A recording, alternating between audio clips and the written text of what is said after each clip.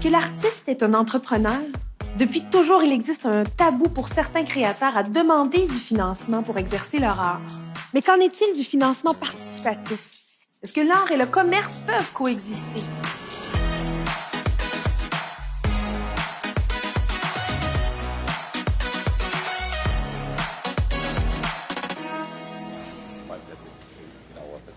Salut, Hey, salut!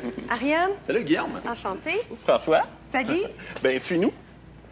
Moi, c'est François Saint-Martin. Le projet, c'est Dans la tête de François. La campagne qu'on avait faite, c'était pour la publication du premier livre. Moi, c'est Guillaume Morissette, je suis écrivain et le projet s'appelait L'affaire Mélodie Cormier. En fait, c'est pour l'activité immersive de la compagnie Enigma qui voulait créer un scénario basé en partie sur l'histoire du roman. Est-ce qu'il y avait des malaises, des réflexions, des fois des craintes même avant de se lancer? Nous, dans notre cas, il n'y avait pas vraiment de crainte.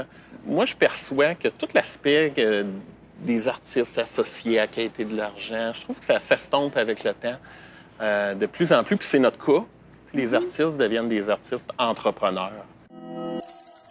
Dans le monde de la culture actuellement, il y a un grand changement qui est en train de s'opérer relativement, surtout au statut de l'artiste, où on parle de plus en plus de l'artiste entrepreneur. Puis je pense que le financement participatif vient s'insérer en fait dans cette nouvelle tendance-là, où pour l'artiste entrepreneur, il y a de nouvelles façons d'innover dans son financement, entre autres, mais dans sa diffusion aussi. Pour moi, un artiste, oui, c'est un entrepreneur. C'est un entrepreneur à la base parce un artiste a toujours quelque chose à nous vendre, une idée à nous vendre. Donc, je suis convaincue qu'un artiste, c'est le meilleur des entrepreneurs parce que c'est celui-là qui est capable de nous émouvoir le plus. Tout artiste est entrepreneur d'une certaine manière. Parce que moi, je peux bien être assis dans mon salon puis dire « je suis un artiste », tu comprends-tu? Mais si je sors pas de chez nous, si je vais pas voir le monde, si je remonte pas mes manches, si je décide pas de poser un geste, le côté entrepreneurial, il est là par nature. C'est-à-dire qu'il faut que l'artiste se prenne en main, il faut que l'artiste bouge, propose, avance. Et pourquoi, selon vous, il reste un tabou de l'aspect financier pour les artistes? Pourquoi il en reste un, selon vous? C'est très difficile de vivre sa vie d'artiste. Le modèle d'affaires, en général, de la culture n'est pas un modèle gagnant. C'est pas un modèle qui s'auto-suffit à la base. Les raisons de ça sont multiples, mais on pourrait argumenter très longtemps là-dessus. Est-ce parce que le produit que l'on vend, le livre que l'on vend, est-ce que ça se peut qu'il soit pas assez cher? La commercialisation de l'art en tant que tel, c'est un conflit de valeurs souvent pour les artistes, hein, parce que, bon, l'idée de rentabilité, oui, je veux bien. L'artiste va dire, je veux que ça soit rentable, mais c'est pas tout le temps le cas. Puis, bon, le financement participatif, en étant entrepreneur, force un peu l'artiste à dire, mais c'est quoi la valeur réelle de ta création? Le problème, c'est qu'on aime notre travail. Hein? Je sais que notre défi, c'est de chiffrer notre temps, puis on le fait pas.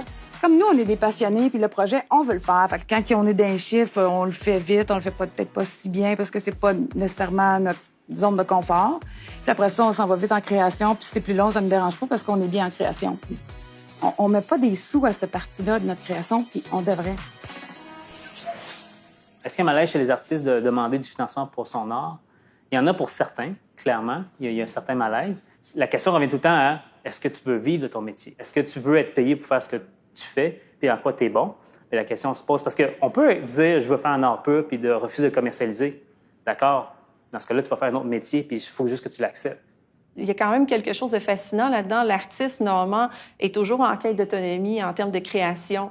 Mais c'est ça aussi, l'argent peut donner encore plus d'autonomie si on ose l'aborder de cette façon-là. J'ai l'impression, c'est ça, peut-être que le financement participatif n'est pas fait pour tous les artistes, hein, parce que c'est surtout ceux qui ont des compétences sociales, d'abord et avant tout, et communicationnelles, bien sûr, qui sont forts avec, évidemment, les médias sociaux aujourd'hui, un peu de technique, et qui sont capables de travailler en réseau, hein, aussi. Ça le dit, c'est du financement qui est participatif.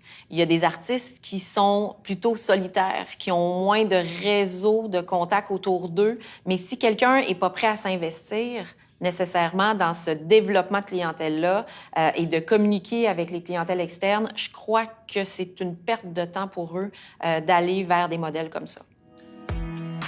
Donc, pour moi, il y a quelque chose de quand même concomitant avec le développement traditionnel, demande de subventions, demande de partenariat de commandite et le financement participatif. Mais on est beaucoup dans les tests à savoir comment est-ce qu'on peut faire pour l'encadrer pour que ce soit quand même optimal, compte tenu aussi de la tâche de l'artiste, qu'est-ce qu'il a à faire, la petitesse de son équipe, c'est-à-dire souvent lui-même, puis de son temps. Donc, qu'il n'y a pas une organisation derrière qui lui permet d'avoir un salaire tandis qu'il fait sa campagne aussi. Dans le fond, il y a souvent un malaise du mot entrepreneur, de l'entrepreneuriat. Mais quand on prend le temps de regarder c'est quoi ce mot-là, au cœur du mot entrepreneuriat, il y a le mot entreprendre. Puis tu peux être un artiste entrepreneur, tu peux être un entrepreneur d'affaires, tu peux être dans un OBNL. C'est pas une aptitude d'être entrepreneur, c'est une attitude. Puis un outil comme le financement participatif permet de donner une voix, une scène à des gens qui ont le goût d'entreprendre leur rêve avec la collectivité.